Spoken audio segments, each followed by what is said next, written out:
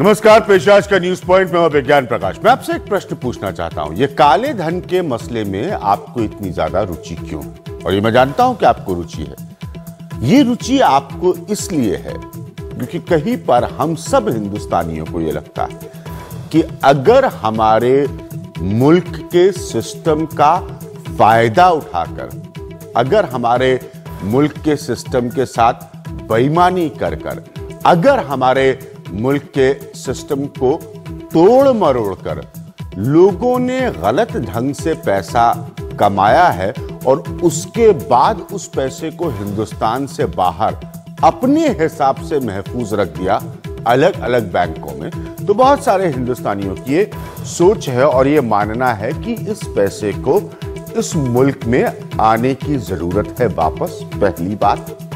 दूसरी बात, जो लोग ऐसा करने के लिए जिम्मेदार है, जिन्होंने देश के साथ पिछले तमाम कई सालों में खिलवाड़ किया है और ये पैसा कमाया है, भले ही वो ताकतवर पॉलिटिशियंस हो, नेता हो, या वो उद्योगपति हो, या वो कोई भी और हो, उनको ऐसा करने के लिए कानून के तहत जिम्मेदार ठहराना जाना चाहिए और उनको सजा सुनाई जाना चाहिए। ये दो सेंटिमेंट है, लोगों का भरोसा है, लोगों की उम्मीद है किसी सरकार से। मैं ये ज्ञान आपको इसलिए दे रहा हूं, थोड़ा सा मेरी बात को समझिएगा। इस लोगों की भावना को भारतीय जनता पार्टी ने, और खास तौर पर आज जो उसके प्रधानमंत्री हैं नरेंद्र मोदी ने पहचाना और पकड़ा, उसको अपने भाषणों का एक प्रबल हिस्सा बनाया लोकसभा चुनाव से पहले। तकरीबन ऐसा कहने की कोशिश की गई मेरे अपने आकलन के हिसाब से कि वो सत्ता में आएंगे और देश को पता चलेगा कि किन किन का कितना काला धन इस मुल्क से बाहर है, पहली बात, और वो काला धन वापस कैसे आएगा। कड़वी सच्चाई इसके पीछे की है जो मैं आपको समझाना चाह रहा हूं कि इसमें कानूनी पेचीदगियां हैं, मसला सुप्रीम कोर्ट में है, इसमें राजनयिक पेचीदगियां हैं, डिप्लोमेटिक कॉम्प्लेक्सिटीज हैं क्योंकि दूसरे देश से आपको जानकारी मिलनी है। तीसरा, इसमें जब जब जो जानकारी मिलती है उसके आधार पर आप बता सकते हैं कि किसके बारे में आप कुछ कह सकते हैं या नहीं। अब दो बातों पर यह बिल्कुल साफ तौर पर रुका हुआ है। एक ये कि क्या वाकई, जैसा कि अरुण जेटली साहब ने कहा, देश के वित्त मंत्री हैं, कि कांग्रेस के नेताओं के इसमें नाम आ सकते हैं, तो वो नाम कब आएंगे ये अब जेटली साहब बताएंगे। दूसरा, पूर्व वित्त मंत्री चिदम्बरम साहब का जो कहना है कि कांग्रेस को किसी तरफ से चिंतित होने की आवश्यकता नहीं है, सरकार जो हमने यूपीए में किया था वही स्टैंड इस मसले पर आज ले रही। हम ये बहुत ध्यान से सुनिएगा इस बहस को, जानकार लोग हैं यहां पर, हम उनसे बात करेंगे। तो वाकई इस मुल्क में अब ज्यादा रुचि इस बात में है कि किसका पैसा है और कितना पैसा है और कहां रखा हुआ है। क्या उसमें बड़े बड़े नेता देश के शामिल हैं, किसी भी पार्टी के हों, और खास तौर पर अगर वो कांग्रेस पार्टी के हों, क्योंकि देश के वित्त मंत्री अरुण जेटली साहब ने कहा, तो क्या बड़ी रुचि नाम जानने में है या बड़ी रुचि इस बात को जानने में है कि ये किसका पैसा है, कितना पैसा है, कहां रखा हुआ पैसा है और इस मुल्क में कब ये वापस आ सकता है या नहीं। एक छोटी सी जानकारी मेरे सामने थी, मैं तमाम कागजों को पढ़ रहा था इस मसले पर। पहले भी आप जानते हैं मैंने कई कार्यक्रम किए हैं, तो उसमें यह है कि जो विकासशील मुल्क हैं उनमें से बहुत ज्यादा पैसा 2002 और 2011 में इस तरह के बैंकों में डाला गया है विदेश में। विदेश में कई ऐसे मुल्क हैं जिनको टैक्स हेवेंस कहा जाता है, कई ऐसे आर्थिक व्यवस्थाओं का सिस्टम है जहां पर आपके पैसे को सुरक्षित रखने के तमाम तरीके बैंक आपके लिए बना कर देता है। और उसकी जो सूची है 2002 से 2011 में जो मुल्कों में विकासशील मुल्कों का पैसा इन तरह के बैंकों में रखा गया था, उसमें भारत का 5वां स्थान रहा है। बाकी सारी खबरें आप देख ही रहे हैं कि किसका बयान क्या आया है और किसने कोई आरोप होने से इनकार किया है। मूल मसला। मेरे साथ प्रवीण झा हैं, अर्थशास्त्री हैं, आप अच्छी तरह से जानते हैं। मेरे साथ एडीआर, क्या आप उनको भी अच्छी तरह से जानते हैं, वो है हमारे साथ। उनकी कुछ नई जानकारी मेरे पास है, उस पर भी चर्चा करेंगे। विजय सोनकर शास्त्री हैं जो कि भारतीय जनता पार्टी को रिप्रेजेंट कर रहे हैं। संजय निरुपम है जो कि कांग्रेस को रिप्रेजेंट कर रहे हैं। मूल बात इस वक्त क्या है कि पैसा कैसे वापस आएगा, या ये जानना कि अब किस किस के नाम सामने आने वाले हैं। प्रवीण, मैं आपसे शुरू करूंगा। देखिए, जहां मैं थोड़ा ज्यादा समय लिया, लेकिन मैं इसके पीछे की भावना को समझाने की कोशिश कर रहा था, क्योंकि बीजेपी ने और खास तौर पर नरेंद्र मोदी ने इसको बड़ा चुनावी मुद्दा 2014 के लोकसभा चुनाव में बनाया था। और उसका एक व्यापक फायदा भी उनको हुआ, व्यापक फायदा हुआ, बिल्कुल। लेकिन अभी तक जो इस पे कदम लिए जा रहे हैं, अगर उसके आधार पे हम कहें तो कोई महत्वपूर्ण जो आप कहेंगे कि प्रगति इस दिशा में हो, ऐसा कुछ नहीं है। ये भी कहा जा रहा है कि कुछ चीजें जो आज इनिशिएट हुई हैं, ये एक तरह से पिछले सरकार के दौरान ही वो प्रोसेस शुरू हो गया था।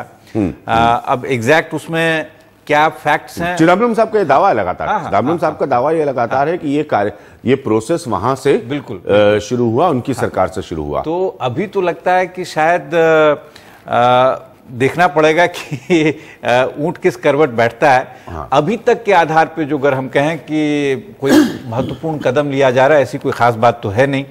और शायद जो आपने कहा ना कि वो पैसा वापस लाने की बजाय शायद रुचि अभी इसमें है कि एक जो लोग जाने कि भाई किसका पैसा है, ये कौन नाम है कांग्रेसियों के, लोग जाने, कुछ उत्सुकता होती तो हाँ, वो है। तो क्या इसके इर्द गिर्द ये पॉलिटिक्स के लिए जा रही है? मैं आप एक अर्थशास्त्री, हम सब जानते हैं, मुझे लगता है ये प्रक्रिया आसान नहीं है, इस प्रक्रिया में वक्त लगेगा, बहुत मुश्किल, कोई तुरंत नतीजे नहीं आने वाले हैं। एक तो प्रक्रिया बहुत मुश्किल है, और इस तरह से मुझे लगता है कि एक राजनीतिक ढंग से इसको देखने की बजाय आप उस पूरी प्रक्रिया को पुख्ता करके जो भी आप चाहते हैं, जो कदम लिए जा सकते हैं, उस दिशा में बहुत काम करने की आवश्यकता है। अगर वो काम आप ढंग से करके एक साथ, चाहे वो फिर 800 लोग हो या 5000 हो या कुछ भी हो, कोई भी नंबर हो, अगर आप उसको आप ये कह रहे हैं कि ये 2 नाम, 3 नाम, 4 नाम, 8 नाम देने के मतलब नहीं, बजाय ये है कि आप अपना काम पूरा कर ले, काम पूरा करें। इस तरह की भाषा ना कहें कि कांग्रेस का नाम आ जाएगा या बीजेपी का नाम आ जाएगा। बिल्कुल। उसके पहले अपनी चौधरी साहब, आपको आप एडीआर इतने वर्षों से इस पर काम कर रही है, ये जब 3 नाम सामने आते हैं, मैं भी आप लोगों की प्रेस रिलीज जो आई है उसके भी डिटेल्स देख रहा था, तो उसके हिसाब से इनमें से 2 व्यक्तियों ने कांग्रेस और भारतीय जनता पार्टी दोनों को चंदा दिया। तमाम व्यापारी कांग्रेस बीजेपी को चंदा देते हैं। आपके अपने आकलन से फिर ये करना क्या चाह रहे हैं मौजूदा सरकार? देखिए, मौजूदा सरकार क्या करना चाह रही है और पहली सरकार क्या करना चाह रही थी, इसकी जानकारी तो जो लोग सरकार में हैं उनको ही है।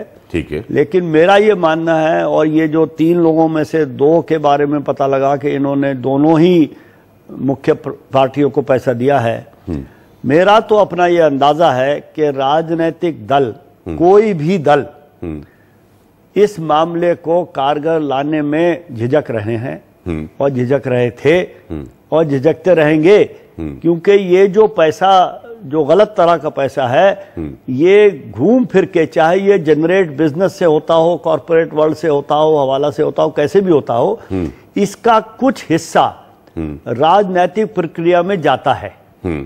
और क्योंकि वो हिस्सा राजनीतिक प्रक्रिया में जाता है, इसलिए राजनीतिक दल थोड़ा सा अपने आप को कमजोर महसूस करते हैं इस पे एक्शन लेने के लिए।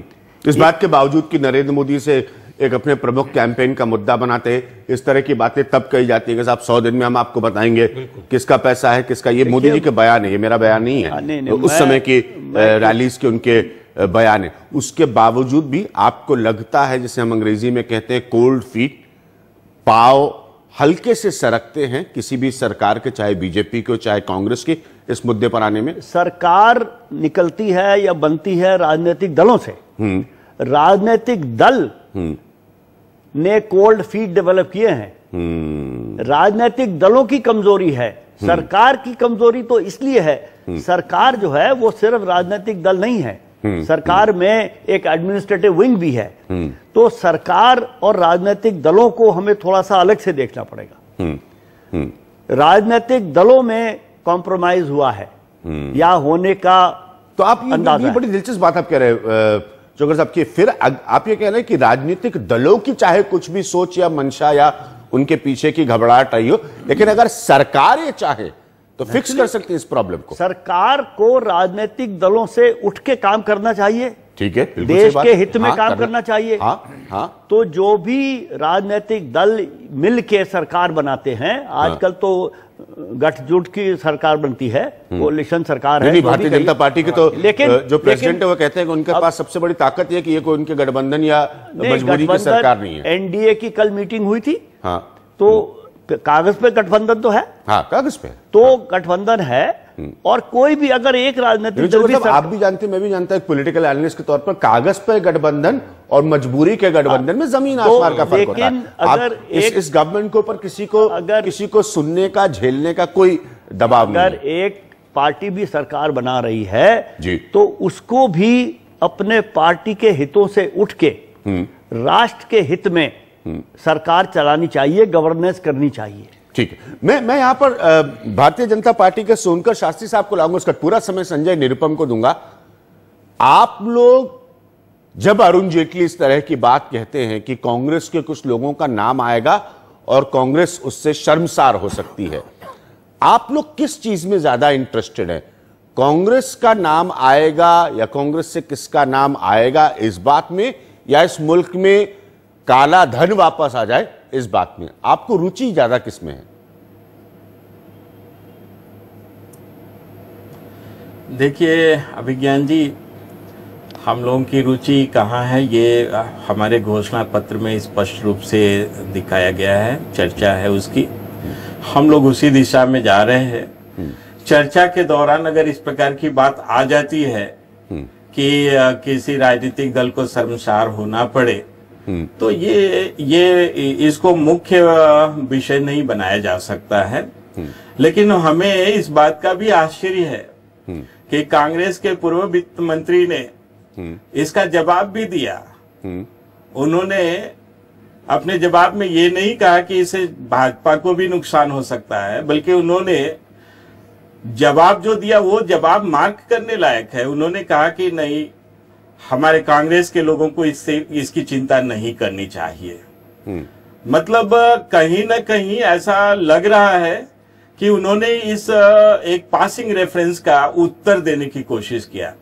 ठीक है, देखिए हमारी प्रतिबद्धता, हमारी पार्टी की प्रतिबद्धता है कि काला धन देश में जो विदेश में है वो भारत में आना चाहिए। प्रक्रिया कितनी भी लेंदी हो, कितनी भी कठिन हो, लेकिन उस पर शुरुआत होनी चाहिए, उस पर अपनी इच्छा शक्ति का प्रदर्शन होना चाहिए। वो तो ठीक है, बीच में क्या बयान आना चाहिए? 100 दिन में तो ये धन भी वापस लाना चाह रहे थे। देखिए बयान की बात नहीं, जैसे कांग्रेस के लोग कह सही बात है, ये प्रवीण झा जो कह रहे बात देखिए सही है कि 100 दिन में आप लोग धन भी वापस लाना चाह रहे थे और नाम भी बताना चाह रहे थे। मोदी जी अपनी रैलीज में कहते थे, मैंने नहीं कहा। उनकी रैलीज में आप लोगों ने सारी उनकी रैलीज के भाषण रिकॉर्ड करके रखे, उसको रिवाइंड करके सुनिए। नहीं देखिए, वो उन्होंने जो भी बात कहा बिल्कुल ठीक कहा। मैं अभी जो प्रवीण जी ने कहा, मैं उसको भी अपने उत्तर में जोड़ना चाहता हूं। उन्होंने बहुत सही बात कही, पर वो ये भूल रहे हैं कि लगातार लोगों का ये भी प्रेशर होता है कि नाम बताइए, नाम बताइए। भारतीय जो हमारे देश में आयकर जो इनकम टैक्स डिपार्टमेंट की धारा है 138, वह भी ये इस बात के लिए प्रतिबद्धता जाहिर करती है कि जब तक कोई डिफाल्टर या चोरी करने वाला अकाउंट का पता नहीं चलता है तब तक वो एक्सपोज नहीं कर सकते। बहुत अच्छा पॉइंट आपने रखा है, मैं वापस आऊंगा। जी जो इनकम टैक्स की धारा बिल्कुल सही पॉइंट रखा। मैं इस धारा पर आने वाला था, मैं संजय निरुपम के पास जा रहा हूं, बहुत इत्मीनान से इस बहस को सुन रहे। मैं ये बात सही है, इसीलिए तो कांग्रेस आपसे सवाल पूछेगी। संजय निरुपम, चिदम्बरम आपके पूर्व फाइनेंस मिनिस्टर ये कहते हैं कि यह सारी प्रक्रिया हमारी शुरू की हुई है, सरकार आज अपनी बातों पर यू टर्न कर रही है और हमारे ही स्टैंड को एक तरह से दोहरा रही है। सवाल मेरा यह है कि ये क्या सब कुछ काला धन वापस लाने के लिए किया जा रहा है, या नाम बताइए, नाम बताइए, ये वाली सियासत ज्यादा हो रही है? अभिज्ञान में 2-3 बातें इस संदर्भ में कहूंगा। सबसे पहली बात, काला धन एक चुनावी मुद्दा या राजनीतिक मुद्दा नहीं होना चाहिए। यह एक आर्थिक प्रश्न है, आपराधिक प्रश्न है और तकनीकी प्रश्न है और कहीं ना कहीं डिप्लोमेटिक इश्यू है। दुर्भाग्यवश भारतीय जनता पार्टी जब विपक्ष में थी तब उन्होंने इसको एक बहुत बड़ा राजनीतिक मुद्दा बनाया और 2 बातें उन्होंने मुख्य तौर पर विपक्ष में रहते हुए कही थी। एक बात उन्होंने कही कि जो भी नाम आए उसको तत्काल जाहिर करें। प्रणब बाबू जब वित्त मंत्री हुआ करते थे तब उन्हें सदन में कहा था अडवाणी जी के सवाल के जवाब में कि जब तक पूरी प्रक्रिया पूरी नहीं होती है तब तक नाम जाहिर करना मुश्किल है। अडवाणी जी ने तब भी नहीं माना, जेटली जी नहीं माने, मोदी जी नहीं माने। उसके बाद चुनाव आता है और चुनाव में यह घोषणा करते हैं कि हमारी सरकार आएगी तो सारे नाम हम जाहिर करेंगे और उनके हिसाब से, उनके टास्क फोर्स के हिसाब से 87 लाख करोड़ रुपए काला धन विदेशों के बैंकों में है, उसको हम लेके आएंगे और प्रत्येक घर में 15-15 लाख रुपए हम पहुंचाएंगे। और इस पे उनको जबरदस्त वोट मिला, मैंडेट मिला, जनादेश मिला। अब उसके बाद सत्ता में आ गए। सत्ता में आने के बाद बिल्कुल वही कर रहे हैं जो कांग्रेस के जमाने में हमारी सरकार करती थी। अब आप पूछेंगे कि हमारे उनमें क्या फर्क है। हम लोगों ने 2008 से लेकर 2014 के बीच लगभग 92 देशों के साथ, 92 देशों के साथ संधियां की कालाधन लाने के संदर्भ में 22 देशों के टैक्स हेवन के साथ हमने एक संधियां की। इन्होंने पूरे 5 साल में सिर्फ एसआईटी गठित की, वो भी सुप्रीम कोर्ट के आदेश का पालन करने के ख्याल से। अब रह गई बात अरुण जेटली जी जो वित्त मंत्री महोदय हैं, उनके बयान की। जेटली साहब एक बहुत बड़े वकील हैं, उनको ये मत भूलिए कि हमने 4 महीने संजय निरुपम को अपनी बात पूरी कर लीजिए। मैं आऊंगा, आपको पूरा समय दूंगा यहाँ पर। संजय निरुपम अपनी बात पूरी कर ले, मैं सुनूं कि कांग्रेस क्या कह रही है आज के दिन। 1 मिनट। हाँ जी। आज जेटली साहब ने क्या कहा कि भाई अगर हम नाम जाहिर कर देंगे तो कांग्रेस को शर्मिंदगी होगी। अरे भाई, भारतीय जनता पार्टी को कांग्रेस के कब से इतनी चिंता होने लगी? आप तो कांग्रेस मुक्त भारत बनाने निकले थे और कांग्रेस को शर्मिंदगी होगी, इसके लिए बीजेपी शर्म आ रही है। हमने कहा नाम जाहिर करिए। चिदम्बरम साहब ने क्या बोला, लाइए जिनका नाम लाना लाइए, हमको कोई दिक्कत नहीं है। हमने चैलेंज किया, ललकारा उनको। तो आज 3 नाम है।